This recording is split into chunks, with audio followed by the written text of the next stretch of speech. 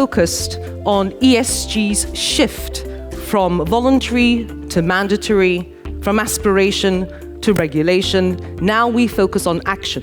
This is a perfect industry in terms of a laboratory. So literally, what are the first 3 things that come to mind? Don't think about it. We want top of mind, just whatever it is. This is cool. Ignore the noise. All, in my opinion, we should try and remember is that we're going to try and account for everything. Say congratulations to our first graduates who graduated yesterday from the executive course that we've run since last September. So if I could ask you all to stand up.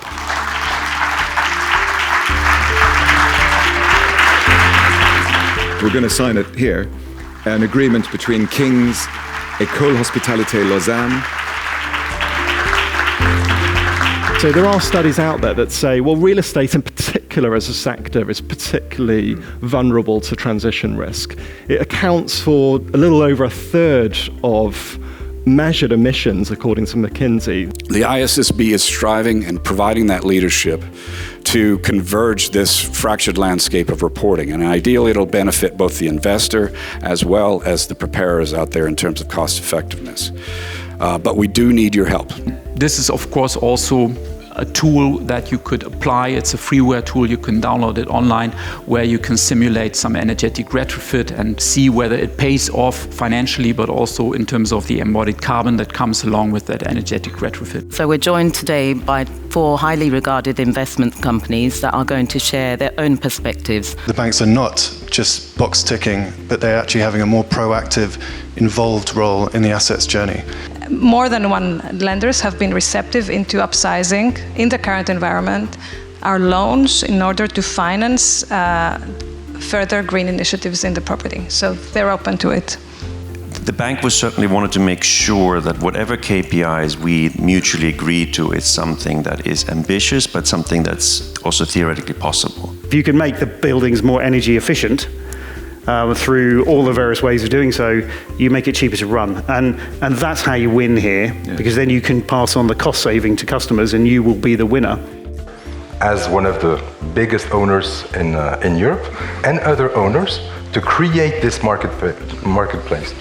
More than 80% of what was thrown away can be either reused or recycled. One of the things that we suggested we should do is introduce a tech refurbishment program, but it will actually double the life cycle of the PCs. For one of our hotels, we decided that we would have to reduce the food waste cost from 9% to 5% in the next 6 months. So we know data, and we're hearing it today as well, is what we need to manage. We need to do more about doing stuff rather than just talking and slightly hiding behind the word data. Football or sports today is all about data. And I think hotel need to change that mindset. I think we have to translate all of it into financial metrics to begin with. Again, it's back to when the money flows, action will happen. And that's why there are these number of digital platforms that are coming in nowadays that I think can be really useful in democratizing the whole process in a way. We've just got to get much, much better at this is the collection, the validation, It's about automation, it's all the things we discussed, right? So I'd love to know what you think other people in your organization think and its importance to the business.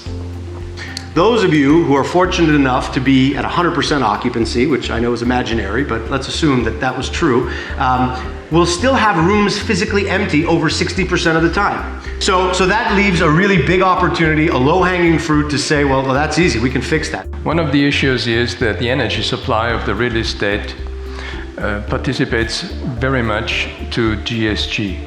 So the carbon output from heating and cooling in real estate is one of the biggest issues we have all over. Moving away from ICE vehicles is first and foremost a huge behavioural change. No longer will we be going to a petrol station to fill our cars. We won't be going somewhere to fuel our vehicles. We'll be going somewhere to do something, and while we're doing something, we'll be fueling our vehicles at the same time. And most people won't realise that they have actually around a 10% wastage built in to their supply. And that's where voltage optimization can come along and actually turn that problem into a really effective solution. Connection between what people value and believe and what they actually purchase can often be very tenuous. Being wasteful is not anymore about opulence. Luxury is now about choice. The true change has to really come from the individual consumers. We need stronger voices that are reaching out to different customer segments. And it is that difference in behavior that drives what's going to happen at the end of it. No question that, the data is the place to start. And then we can have a debate about how much of that needs to get fixed through behavior. But first you got to know what the problem is. Under strategic transformation, you are supposed to do both and. You are supposed to run faster, and at the same time you need to find how to do things qualitatively different. Vision, simple rules, and trust your H factor. It's about us. It's about people. And that's really a really important point, I think. It is about this shift in people's heads, in our own heads and in everyone else's heads. Not just get paranoid. We can determine our future. This is about opportunity as much as it's about risk. Yeah?